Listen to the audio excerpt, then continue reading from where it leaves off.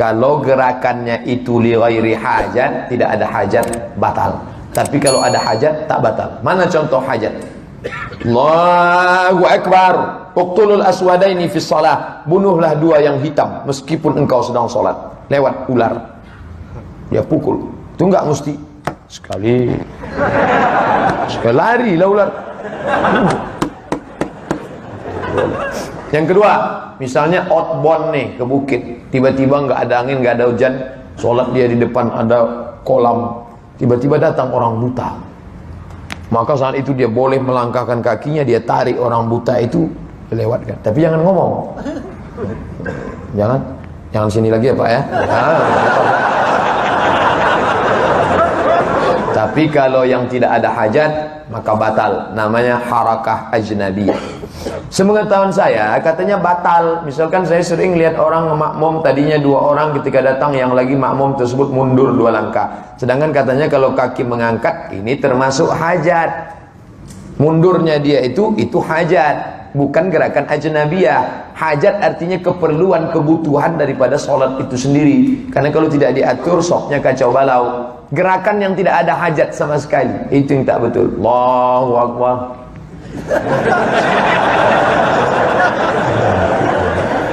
Siapa yang tulis tadi?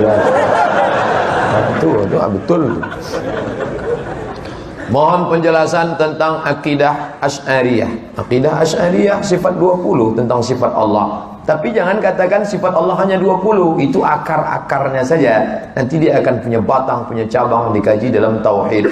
Kemudian tentang ayat-ayat yang mutasyabihat, Asy'ariyah tidak berpegang kepada teks. Yadullah fauqa aydihim, tangan Allah di atas tangan mereka. Oh, Allah punya tangan. Maka makna tangan di situ adalah kuasa Allah. Ar-Rahmanu 'alal arsy istawa. Allah duduk di atas kursi. Allah duduk di atas arasy. Bukan maknanya Allah duduk di atas arasy.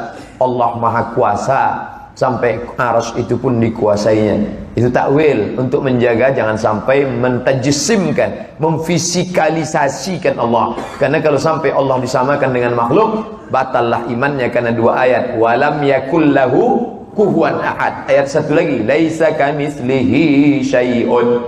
Tidak ada satu setara dengan Allah. Pak Ustadz, saya seorang wedding photographer, foto kawinan. Apa hukumnya kalau saya harus memotret pernikahan pasangan non-muslim di tempat ibadahnya? Jangan. Karena sedikit banyak matamu memandang, telingamu mendengar.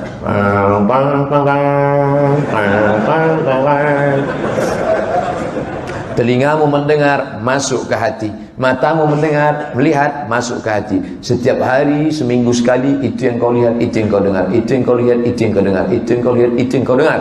Di saat kau akan sakratul maut nanti, apa yang sering kau dengar, kau lihat, itu yang akan datang. Teng, teng, teng, teng, teng, teng, teng.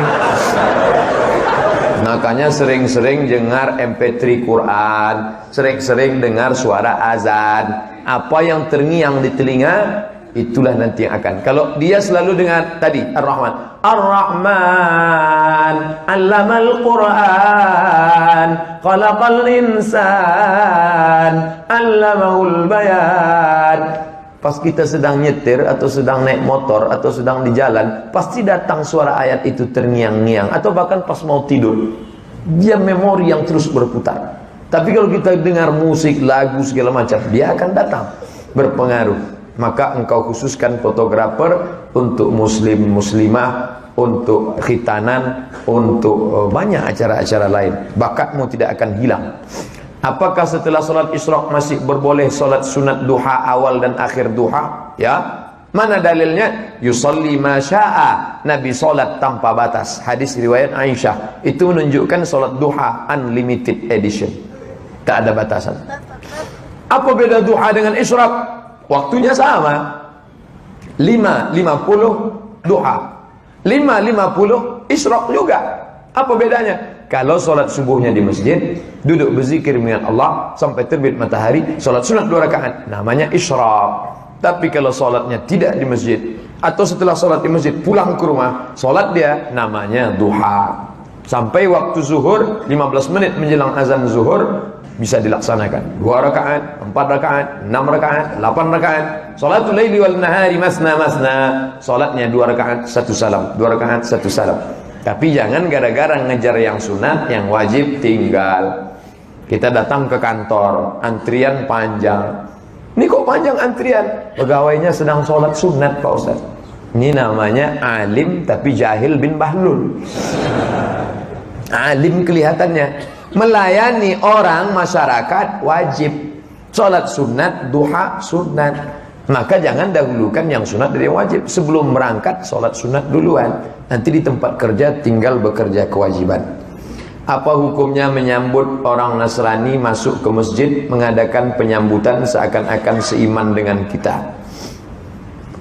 Apalagi di zaman-zaman coblos nomor sekian. Ini sudah masuk unsur politis. Jangan sampai ada orang non-muslim masuk ke masjid kita, karena bukan sekedar masuknya, tapi sudah simbol. Apalagi sampai dialu-alukan, dimuliakan. Pengurus masjid bertanggung jawab di hadapan Allah Subhanahu wa taala.